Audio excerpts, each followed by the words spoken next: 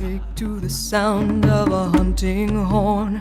You dance a ring in the gathering storm. If the solstice time gets your panties in a wad, it's just the coming of the horn god. He will call you out, make you sweat, give you a blessing that you'll never forget. So revel in the chase and let your heartbeat run. Blessed are the children of the horned one. Hey guys, it's Kayla here, and I got a video request to do spell writing tips, and I apologize if I'm looking down. I wrote down some notes that I had in my book of shadows, and I got them out and stuff like that, and they had sent me a request asking me if I would do this video for them to kind of shed some light on how to and where to get started and stuff like that. So I guess it's going to be like, I don't know, like spell writing tips. So before we get into the spell writing tips and techniques, there's a few things you have to decide first, or at least I had to decide. Number one was, do I want to do witchcraft or not? And the reason I say this is because there are some Wiccans and pagans that do not practice the witchcraft part. That is fine. You know, me personally, I believe that no way is wrong, and that everyone has a right to practice however they want, whether it's good, bad, whatever, you know, and it should be respected. So, and there's another thing I want to point out. If you are afraid of it, then don't try it. Half of being on your path and making it your path is doing what feels right to you, what feels comfortable to you. So if you do not feel comfortable with it, I suggest that you don't go along with it, just because it's uncomfortable. Okay, so after you got the yes, you wanted to do witchcraft part, and yeah, you're comfortable with it and stuff like that, and you want to continue moving forward with it, you got all that down, you know, you're ready to go and stuff like that. And the next thing you want to do is figure out what do you want to do a spell for, and figure out, do you really want to do the spell or not.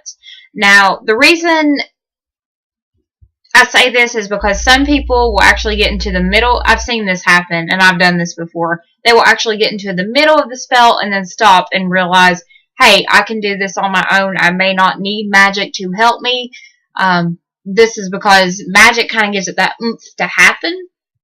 That's why a lot of people feel comfortable with doing spells for simple things. So after you figure that, you know, you got your goal down, you got your intent, you figured out what you want, whether it's a love spell, lust spell, memory spell, peace spell, revenge spell, hex breaking spell. You figured your goal out and your intent that you want it to be. So you figured that out. So the next thing to decide is, what tools do you want with it? Or if you don't want any tools, you do not have to have tools to practice. And the reason being, the reason I believe this is I believe that your body is a temple. Your magic comes within. You are connected to everything. You're connected to the god, the goddess, the universe, the earth, the plants, the trees, so on and so forth. And that's why I believe that you do not have to have any tools to practice. But if you do have tools and you want to use them, that is fine too, you know. So my best bet is to maybe get a piece of paper and write down what tools you want to incorporate or what you feel best to use. Like I said, if you don't want to use anything, that's cool too. And the next thing, deciding, do you want to cast a circle or not? So, casting a circle is a good way to get energy raised. Some people believe that it's a force to keep out negative energy. Me, I really don't believe that it's a force to keep out negative energy, but it heightens things. But you can put things around your circle that way to kind of keep the negative out. I guess you can make it as a barrier to kind of keep that out. The next thing you want to decide is timing. You know, do you want to do it on a full moon, new moon, dark moon, crescent moon, a Sabbath, a Monday, a Tuesday, a Friday, the next day you're off work? You know, kind of decide what the timing is between that, and also deciding, is it the right time to do this, to do a spell for this. So that kind of ties into the decide if you want to do a spell or not. I'm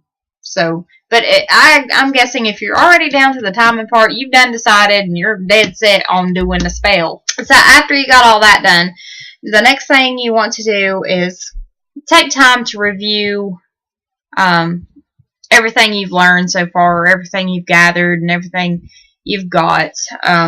Also, the next part is actually writing your own spells. Now, there's tons of things you can do for this. You can get spells off of internet, books. You can write your own. My favorite technique for writing is rhyming, because I like to rhyme words, and it kind of flows naturally to me if I kind of rhyme. So it's a lot more better for me, but just remember, it don't have to rhyme in order to make it work. Because you are putting your intent into it, you're putting what you want into it. So if you're really not getting what I'm saying, there's tons and tons and tons of books and blogs and vlogs and other people on YouTube that do spells for kind of like, I guess you can use it as kind of a reference.